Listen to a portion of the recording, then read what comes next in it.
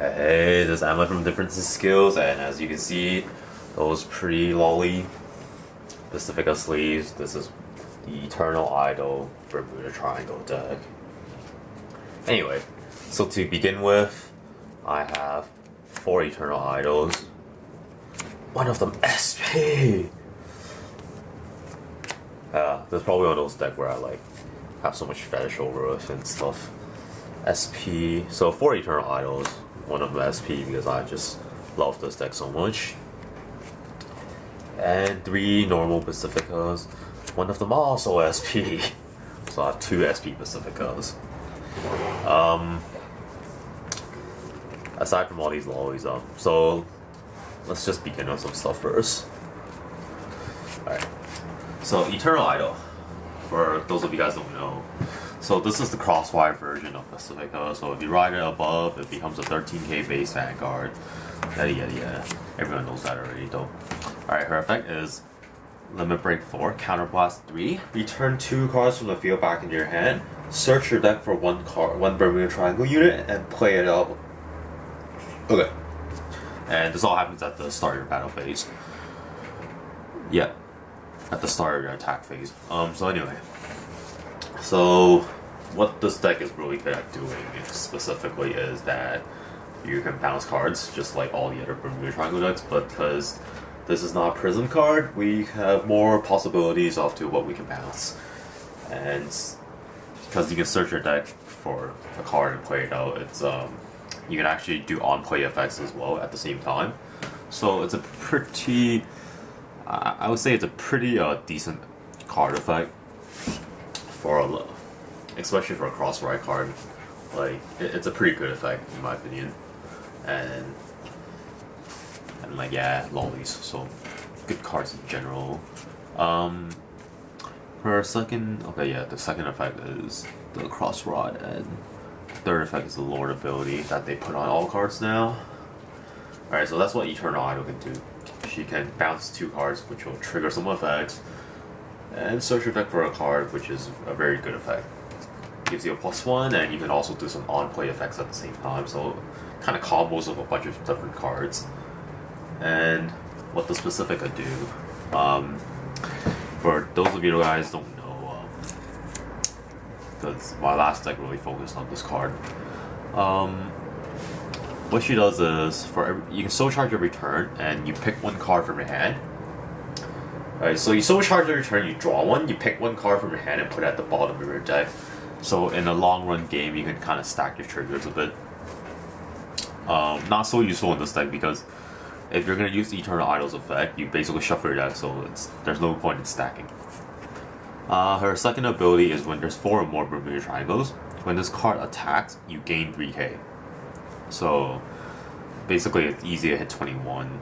And her last ability is a Mega Blast, which is pretty much non-existent nowadays, but Counterblast 5, you can search your deck up to 3 cards and play them out, on the field. So Eternal Idol is kind of like a mini version of her Mega Blast, I think. Yeah, kind of something like that. So pretty unique. Anyway, so perhaps I never really talked about Rhyme Break yet, which I really should be talking about it in the next video, but in this format, cross rides are pretty bad in general. They are kind of useful, but they do give your opponent trouble, but it's not really worth your time going through the trouble of cross riding because in most cases, you'll be losing out advantage when you try and cross ride. The only exception really is when you're going first and you just happen to draw into them consecutively and just naturally cross ride, but having 2 of them in your hand at first, at the beginning of the game and everything, it's just not so good. I do have to admit that Pacifica is a better choice to ride first because of her soul charging ability and the draw 1 and put 1 in the bottom. That's a very useful ability because you can basically search through your deck to grab cards that you need and you put back stuff that you don't need, right? So it kind of helps in the earlier game stages because it helps you set up your field, and this deck has traditionally been kind of more of a setup deck. Now I'll be honest though, if you guys, I think a more optimal play of like this deck is to actually take out the Pacificas and play these. Play the Break Rides, because it actually has more, it actually kind of triggers more, there's more benefits in doing it, because you can kind of treat this like cross ride, because when you ride this, right, it's kind of like riding your Pacifica over the old Pacifica, right, but you also gain an additional 10k and you bounce 2 cards back in your hand, right. That alone gives you a bit of better advantage already, because you can trigger effects, even though Eternal Idol can do that as well by bossing 2 back, but because you can do this earlier, right, you can actually set up a better field, and you can still activate some of your on-play effects and so on, like which I'll kind of talk about what kind of on-play effects you have and what so. But typically it's just the Rock Girl Rio, that kind of things, and the Pearl Sister combos. But because you can bounce them back, it's usually a better choice. Like I think it's a better choice to run the Break Ride, but just because I love this card so much, I just didn't really give a fuck. So I just went ahead and played Pacificas. Like, it's not that bad, but I think a more optimal version of the deck would be using the Break Rides. Like, it obviously does kind of make this deck harder to play when you play Cross Rides, but it's a runnable solution. Like, it's not like it's completely crap, but it's in my opinion, it's just not as good, but who cares? Lolis. Especially Fujima Lolis. All the SPs in the world. One day I should buy like all the SP Pacificas and have like a deck of 7 SPs. But that's the day when I become rich, and then I can show it off, and then Amulet will be like, hell yeah. Alright, so enough of showing off my Lolis with my Loli mat, which has exactly the same face because it's by the same artist and everything, but yeah. Okay. So let's move on to level 2, where all the good stuff is, kinda. So first of all, let's bore people by playing 2 10k beat sticks, and they're different art because I just like it that way, like they look colorful. The naming scheme doesn't really matter. I played 2 because that's pretty much the leftover slots I have in my level 2, and I wanted to play 10Ks. So to begin with, we have 3 Rock Girl Rio. If you have to ride this, it's a pretty terrible choice. You don't want to ride this as a Vanguard, it will hinder the game for sure. But because there's a decent amount of returning cards back in your hand in this deck, this will give you a +1 and a pretty good advantage. So what she does is when she bounces back from your hand, you soul charge when you draw one, so which is a pretty old effect, but basically it gives you a +1. And like, I don't know, and if you're like really good at this game, once in a billion years, you'll soul charge your Pacifica, then you'll ride your Eternal, and then you'll be like, I'm already cross ride. It happened to me like once or twice, and I was like, godlike. Alright, so that's pretty much your gimmicks. You bounce her back and you draw one. So I also play 4 Pearl Sisters, or Perla. And what she does is when she hits the Vanguard, you can Soul Blast 1 and bounce a card back in your hand. So it basically helps you trigger effects such as Rio and so on, and some of the other effects. There's obviously also the other half of the Pearl Sister, which is also good, but I'll talk about that in a bit. And if you guys are familiar with it, it also gives you a +1. So all these basically on-hit effects and +1s, it kind of gives your opponent more pressure, but it just means that you have a lot of setting up to do, which is why this deck is not so good, because it's kind of hard to do. I play 2 of these, Celtic, and I basically only play it because I just want more cards in the deck that has effects when they bounce back from your hand, and this is one of them. So when this bounce back, you Soul Blast 1 and add 4 Hagen when you're Bermuda units. So basically now Pearl has more than just... In the past, Pearl only really had like one choice to bounce, which is usually Rio or the other half of the sister. Which in general I don't even bother doing half the time. But basically if there's more cards that have effects when you bounce, then it's a pretty solid choice. Like, especially because these are costless in the sense that they only use souls. It's actually it's even better because I can actually use it. Because Eternal Idol takes 3 counterblasts, which only really leaves you with 2 counterblasts free, right? And generally, I try to expend them on Rio to gain +1s.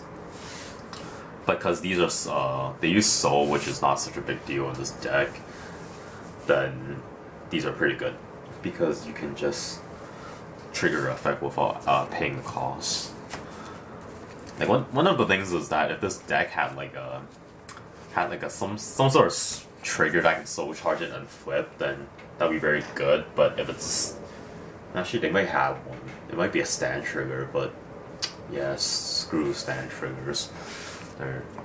I just rather finish the game faster than run stand triggers. But anyway, if they had like a critical or a draw that can do that, then this deck would be very good because I can activate Pacifica's effect more, Eternal Idol's effect more, or Rio's effect more. Then yeah, or even like a grade 2 that can unflip damages.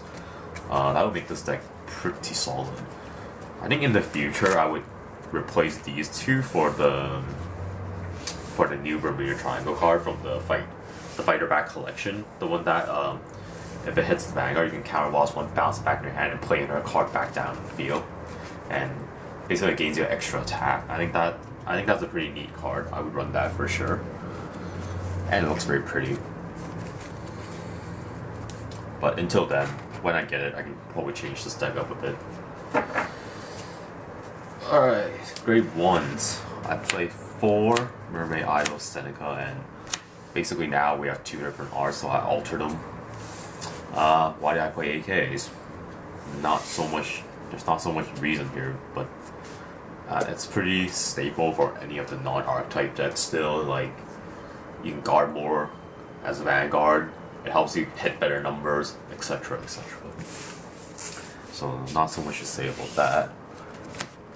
For Purre, and basically this is the other half of the Purra Sister. When you play this card out, you can target your Purra Sister Purra, and then basically she gains the ability that when in this turn, when she if you guys hit the Vanguard, you can soul charge one and draw one, so it gives you a +1.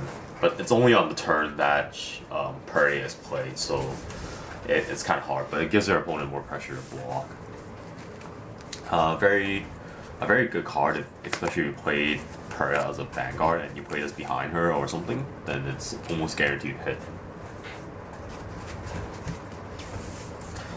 And especially with Eternal Idol's new effect now, because you can actually search this and play it out, basically doing an on-play effect on the spot. It's pretty neat now. Basically, you can do kind of gimmicky stuff like that nowadays. Or that's one of the ways you can do it. So 4 perfect guards, and as usual with some of my newer decks now, alternating art because they are cool. And I basically play 4 of these because if you don't play 4 of these, you'll get run over by stuff that hits like 28k and whatnot now, such as Alfred, Liberator Alfred, even Bermuda Triangle, Labrador, so on. And you want to have these basically to save your life. Play 2 of these. Prism Idol Clear, and it's the same effect as the grade 2. And same reason as before, it's just that I want more targets to actually bounce on in the deck and gain an effect. And yeah, that type of stuff. Play my Tet, play my Mona. My sweet honey Mona. What she does is, if you guys watched the last video, you already know, when she gets played, counter boss 1 and bounce a card back from the field back into your hand. This is more of a tech. This is more of like, if I don't ride my Eternal Idol and I still want to use my effects such as Rio and some other of my bounce effects, then this will help me trigger it. But if Eternal Idol is on the field, then there's really no need for this card to be used anymore. But yeah, it's just a tech, so that's why I play 1 of it. Triggers. Standard trigger lineup. 4 heal triggers, 4 nice heal triggers, 4 critical triggers, 4 the new critical triggers, 3 of the old critical triggers. Well, I don't run the cowboy because it's not very nice, and I don't run the other one because I don't really like it either, but yeah. And then 1 draw trigger, 1 of the new prism draw trigger, and 4 of some of the most hideous draw triggers in my life. Well, actually, this is not so bad. It's not actually like that hideous, but I don't like how it looks. But I do run it because of her effects. This is basically a Margal for Bermuda Triangle. You can Soul Charge this and add 3k to something, which is a pretty versatile effect and pretty useful, right? Basically, that's the only reason why I run these. Like, if it's not because of its effect, I would run something else, like 2 of these and 2 of the older ones or whatnot. I run 5 draw triggers, simply because it's a cross-ride deck, and your cross-ride decks are kind of slow to start with, so you kind of need some more draw. You kind of need some more hand power to back it up. But yeah, that's my reasoning for draw triggers. And I am running out of battery, so I'm going to try and finish this a little faster. So I played this starter. Cadet Idol window. And what she does is you put this in the slot during your main phase, and you bounce a card back in your hand. It just helps you trigger more of the bounce effect. And that's pretty much enough said about like the starter. People probably think, why don't I play the Grade 3 Searcher to help me cross ride? And basically, I don't like Grade 3 Searchers. Like, I have very bad experience with them, so I choose. It's kind of just a personal thing. I just don't like to run those, so I choose not to. And like, this is actually a pretty decent choice because it means you can always activate your real effect no matter what, even if you don't have like Eternal Idol and so on. That pretty much wraps up what I have to really show off about this deck. I probably want to maybe talk about how you can use Eternal Idol and whatnot, but I'm kind of running out of battery, so I'm just going to get as far as how I can. So anyway, when you have Eternal Idol, and you have, let's say, like 2 cards here, some random cards here, let's just say they're all Pacificas because we're cool. Fuck it. Yeah, let's have a few of Pacificas. So basically what I usually generally do is I take 1 unit, attack it without boost, the other one attack it with boost, and then I activate her effect, bounce these 2 back into my hand. It would technically it would be nice usually because I like to choose, if you could, you would want to have more on-play effects and more bounce effects on the field when you do this effect, such as like having Rock Girl Rio here, or Pearl Sister whatever somewhere else, right? So that when you bounce these effects back, you can now trigger Rio's effect, and you can also bring a new card out here and attack with boost, right? So you gain a 4th attack. Anyway, like, those are some of that's probably the most common, like the most common usage of this card is that I do that kind of format more. Some of the other ones is that I attack with this one, bounce these 2, and get something back out, something like that. Typically, if I bounce these 2 back, it pretty much means that I don't have anything here. Or sometimes I can actually bounce these 2 and take 1 out and get another attack as well, because this happens at the attack phase, so you already boosted. So that means you can actually bounce your middle back if you needed to, and still have your boost advantage, basically. So yeah, that's pretty much all the things I'll kind of talk about with Pacificas. Like, there's a lot more different kind of gimmicky, like, or weird ways you can attack with your cards to like make Eternal Idol's effect useful and everything. But those are kind of the 2 more common ones. The other ones are extremely situational, and I'll let people kind of try to figure those out by themselves. Like, there was one time where I kind of bounced both my back row back and basically made a better roll after that. But yeah, like, those are just gimmicks. But yeah, this is a deck that kind of focuses more strongly on bouncing. That's why I play a lot of the other things, but it's not so good because it's kind of a slower deck, but who cares? This is what you call a waifu deck. And yeah, like, people can just consider these. If you play these, the deck is actually pretty solid. Like, it won't be as strong as the Prism deck, but it is a pretty solid deck if you run that. Like, I mean, this is still a pretty decent deck, but just not the type of deck that you would think that can beat something like Liberators, Narukami, and that kind of easily. It will have a hard time trying to beat those, for sure. And that's all I have to say really about, and I'm not running out of battery, yes! So I'll probably talk about Riot Breaks in the next video. See ya!